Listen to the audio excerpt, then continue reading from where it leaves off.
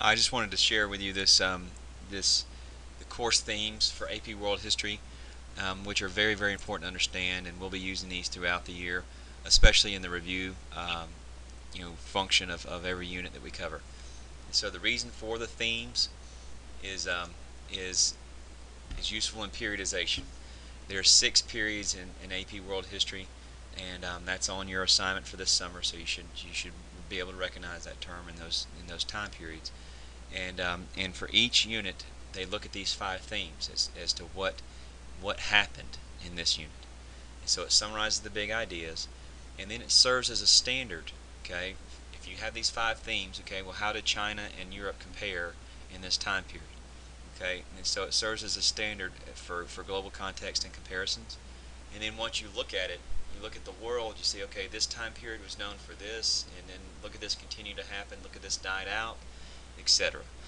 And that is one of the biggest things and the most difficult things for sophomores to understand is the concept of continuity and change. Is that how things stay, is how things continue and how things change. And doing change is easy, but finding out the continuities is difficult. So that's one of the things that we're going to be continually looking at as well. All right, theme 1, the interaction between the humans and the environment. And those of you that took AP Human Geography, you should be pretty well adapted to this and understand this. First thing, demography and disease, migration, the patterns of settlement and technology. To go into more in depth, the push and pull factors that go on throughout history, the human exploitation of the land and how that happens and why. The motives change over history, the sources of energy that they use to take from the land, the connection to technology, how land led to technology developing, and then the random green movements, where how using the land respectfully and in a recycling type way is also very significant, and how that changed or how that went away. And so these are examples of humans' interaction with the environment. Theme 2, the development and interaction of cultures. Religions.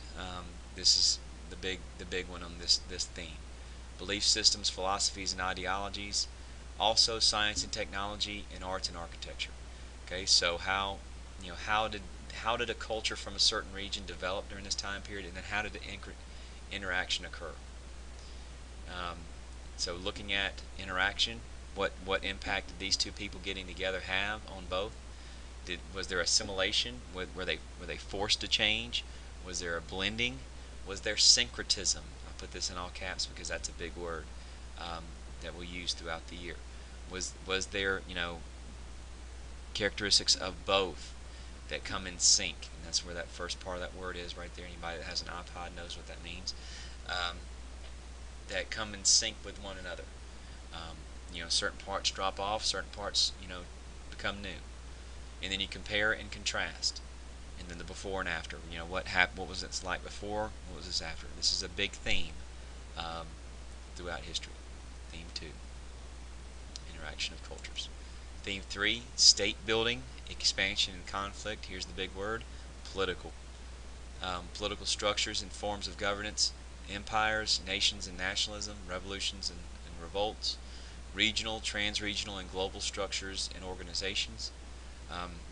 So how a political organization, how a government goes out and manifests itself is what this topic is all about. It comes back to politics, the patterns of and for conquest, and the ideological changes are also prevalent. Theme 4, the creation, expansion, and interaction of economic systems. Agricultural and pastoral production. Pastoral means with animals. Trade and commerce, labor systems, industrialization, capitalism, and socialism. So this is economic systems. Okay, theme 3 was political. This is economic. How did that change? How did that come about? It's pretty straightforward with the theme, understanding that. What brought about economic changes?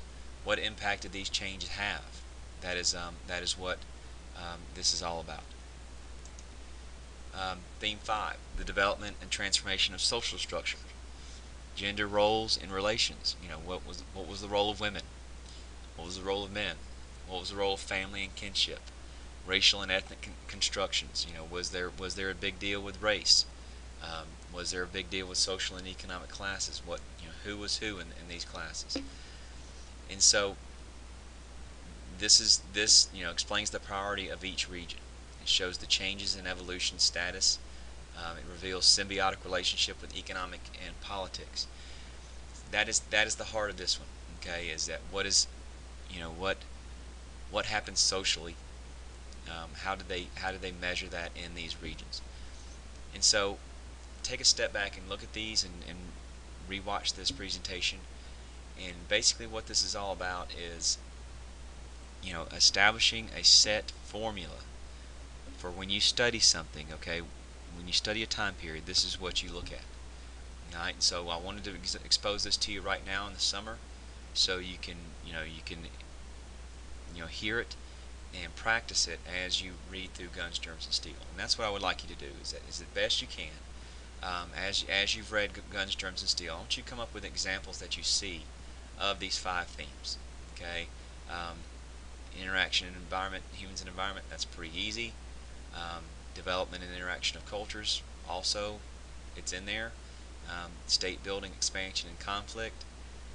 Creation, expansion, and interaction of economic systems, and formation of social structures. As best you can, find examples of this in Guns, Germs, and Steel and post it on the blog. Okay? Hope you're having a great summer and hope your reading's going well, and please let me know if you have any questions. Thank you.